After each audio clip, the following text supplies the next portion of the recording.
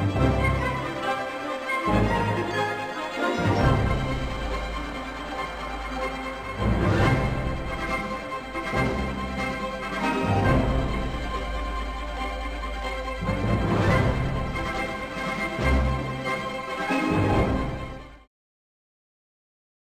mga friends! Salamat naman at hindi ninyo pinagsasawaan ang aking mga kwento. Tungkol sa pagkain na naman ang ikukwento ko sa inyo ngayon. Isa sa marami nating mga paborito, ang mais. Alam ninyo, naging mahabang usapin sa Senado ng Estados Unidos ang mais.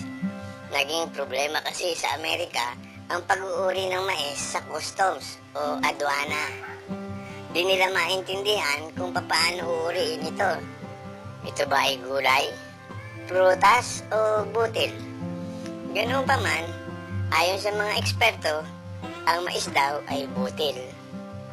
Kung ano man ang pinagtalunan nila, wala itong kinalaman sa aking kwento. Ang kwento ko ngayon ay tungkol sa alamat ng mais. Ayon sa alamat, may dalawang batang katutubo, si Mapaubaya at si Matulungin, na nagpunta sa gubat upang mangaso. Madilim-dilim pa ay nasa kagubatan na sila.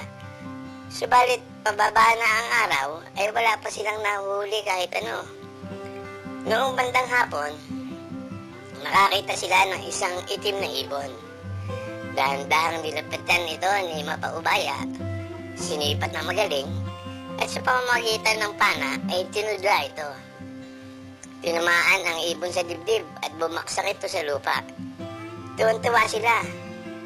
Tuwan-tuwa si Mapaubaya at si Matulungin. Tamang-tama ito sa ating dalawa, sabi ni Matulungin. Malulunasan na rin ang aking kanina pang nararamdamang gutom. Oo nga, sagot ni Mapaubaya. Hindi ko lang sinasabi sa iyo. Kanina pa kumakalam ang aking sikmura. Medyo nahihilo na nga ako. Mabuti na lang at swerteng tinamaan ko pa ang ibong ito. Dali-daling nilinis nila ang ibon. Nagpadingas ng apoy at niluto ang kanilang huli. Halos tumulo ang laway ng dalawa sa amoy ng nalulutong ibon na lalong nagpagutom sa kanila. Nang maluto na ang ibon at hahatiin na ng dalawa, may biglang dumating na matandang babae. Kapansin-pansin ang ulandis na buhok ng matanda at ang kanyang maganda at mapuputing ngipin sa kabila ng kanyang edad. Nagmakaawa ang matanda na humihingi ng tulong. 4 na araw na raw siyang hindi kumakain at gutom na gutom. Nagkatinginan si Mapaubaya at Matulungin. Lumapit si Matulungin sa matanda at ang sabi niya, gutom na rin po kami. Ngunit sa inyo na lang ang aking kaparte. Bata pa naman ako at pwedeng magtiis. Lumapit din si Mapaubaya. Ang sabi niya, kunin na rin po ninyo ang aking kabahagi. 4 na araw na kayong di kumakain.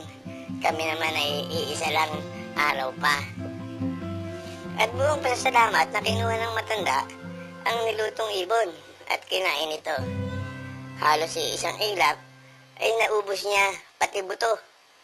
Napatuwa nga na lamang sila Mapaubaya at Matulungin habang napapalunok ng kanilang laway. Nang matapos kumain ng matanda, sabi niya, nagpapasalamat ako sa inyong magandang kalooban mga anak. Pambihira na ngayon ang mga taong katulad ninyo. Magsuwi na kayo at ako na ang magpapatay ng apoy na inyong pinaglutuan. Bumalik kayo dito bukas ng umaga at mayroon akong sorpresa sa inyo. Subalit kung ano man ang makita ninyo dito, huwag ninyong sasabihin sa iba na ako'y nakatagpo ninyo at nakilala. Kung sasabihin ninyo sa iba ang tungkol sa akin, mawawalan ng bisa ang sorpresa ko sa inyo.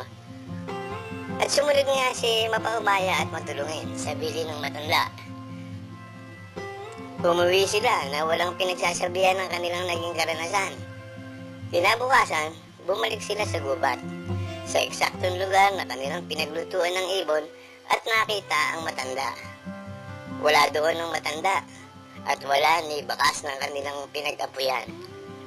Sa halip ay mayroong mga halaman. Matatayog ito na may mahahabang dahon at may mga busil na sinisibulan ng mahahabang buhok na kulay Ulandes, katulad ng sa matanda. Nang talupan nila ito ay mayroong mga butil na parang mga maputing ngipin. Inamoy nila ito at tinikman. Nasarapan ng dalawa sa malulutong na butil. Kumuha sila ng kanilang makakayang dalhin at iniuwi ito sa kanila. Pinagkaguluhan ng mga kaanak nila Mapaubaya at Matulungin ang mga butil na dala-dala ng dalawa. Tinanong ng ina ni Mapaubaya kung saan ang galing yon at kung ano ang tawag doon. Sisimulan na sanang ikwento ni Mapaubaya ang kanilang karanasan at sasabihin may isang matanda silang nakita sa gubat.